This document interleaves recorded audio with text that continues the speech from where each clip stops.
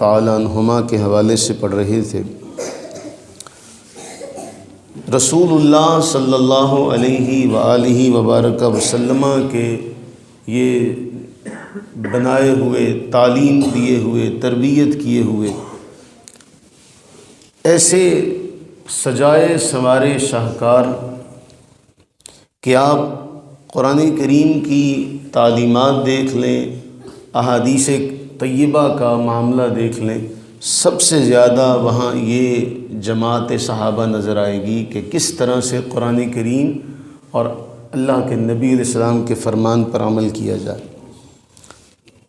ہم نے کئی بار پڑھی ہیں یہ آیت، ہم جانتے بھی ہیں، لن تنالوا البر حتی تنفقوا مما تحبون، کہ نیکی اس وقت تک نہیں ہو سکتی جب تک تم اپنی محبوب چیز کو، پسندیدہ چیز کو اللہ کے راستے میں خرچ نہ کرو۔ حضرت سیدنا عبداللہ ابن عمر رضی اللہ تعالیٰ عنہما کی یہ عادت تھی کہ جب اپنے مال میں سے کوئی چیز ان کو پسند آ جاتی، زیادہ پسند آ جاتی، تو وہ اسے اللہ کی راہ میں دے دیتے۔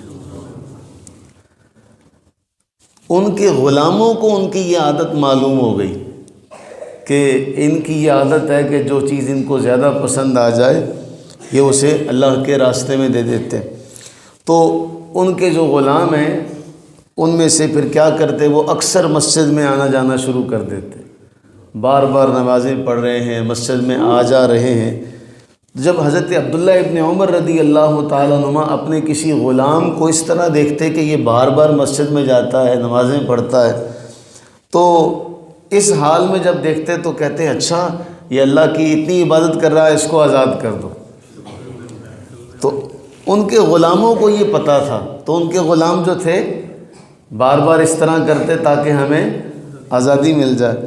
تو ان کے احباب ان سے کہنے لگے اے عبداللہ، تمہیں پتہ یہ سارے تمہیں دھوکہ دیتے، یہ تمہیں دھوکہ دینے کے لیے ایسا کرتے ہیں۔ حضرت عبداللہ ابن عمر رضی اللہ تعالیٰ عنہما نے فرمایا جو شخص ہمیں اللہ کے نام سے فریب دے گا ہم اس کے فریب میں آ جائیں گے۔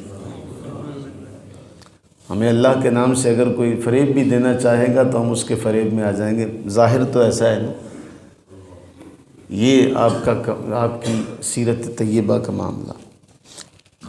پھر ایک بار ایسا ہوا، حضرت نافع رحمہ اللہ بیان کرتے ہیں کہ دوپہر کا وقت ہے، اپنے اونٹ پر سوار جا رہے تھے، اونٹ کی چال اتنی پسند آئی کہ یہ اتنا اچھا چلتا ہے، اتنا اعلیٰ ہے، تو اسی مقام پر بٹھا دیا اور اپنے ساتھی سے کہنے لگے بھئی اس سے کجاوا وغیرہ اتار لو، اس کو ہم نے اللہ کے راستے میں مختص کر دیا۔ اس کی چال بڑی اچھی ہے، اس کی رفتار بڑی اچھی ہے، اس سے اپنا مہار اور کجاوا وغیرہ اتار لو۔ تو ایک مخصوص طریقہ کار ہوتا ہے اونٹوں کو جب اللہ کے راستے میں، حج کے موقع پر جب جانور جو ہوتا ہے ہدی کا، تو کہا بس اس کو قربانی کے اونٹوں میں شامل کر دو۔ یہ حضرت عبداللہ ابن عمر رضی اللہ عنہما کی عادت تھی۔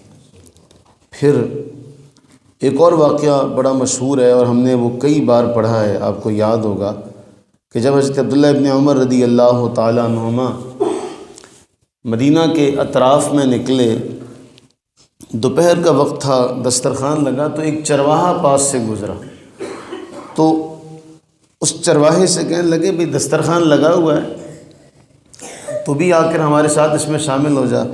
تو وہ چرواہا کہنے لگا جی میرا تو روزہ ہے۔ تو حضرت عبداللہ ابن عمر رضی اللہ تعالیٰ عنہما نے فرمایا اتنی سخت گرمی میں بھی اور اس عالم میں تو روزہ رکھ کے تو کام بھی کر رہا ہے؟ اس نے کہا جی میں ایسا ہی کرتا ہوں، واللہ میں ان خالی دنوں میں بھی ایسا ہی کرتا ہوں۔ حضرت عبداللہ ابن عمر رضی اللہ تعالیٰ عنہ نے اس چرواہے سے امتحان لینے کے لیے اسے فرمانے لگے کہ ایسا کر، یہ جو ریوڑ ہے پورا، اس ریوڑ میں سے ایک بکری ہمیں بیچ دے، ہم اسے پکا کر کھائیں گے، اس کا کھانا بھی ہمارے ساتھ شامل ہو جانا، اس میں قیمت بھی تجھے مل جائے گی، کھانا بھی تجھے مل جائے گا۔ مالک کو کہہ دینا کہ کوئی بھیڑیا آیا تھا لے گیا، اس کو کون سا پتہ چلے گا؟ اور اس زمانے میں یہ معاملہ عام تھا، دوہرا فائدہ ہو جائے گا نا، کہ کھانے کو بھی مل جائے گا، قیمت بھی مل جائے گی، اور مالک کو بھی تو کہہ دینا کہ بھیڑیا آ کر لے گیا۔ وہ ایک بکری نہیں بھی پائے گا، کم ہو جائے گی ریوڑ میں سے، تو کیا ہو جائے گا؟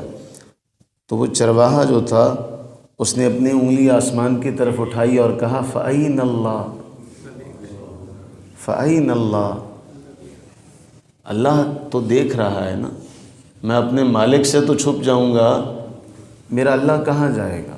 اس سے تو نہیں چھپ سکتا۔ وہ یہ کہتے ہوئے چلا گیا۔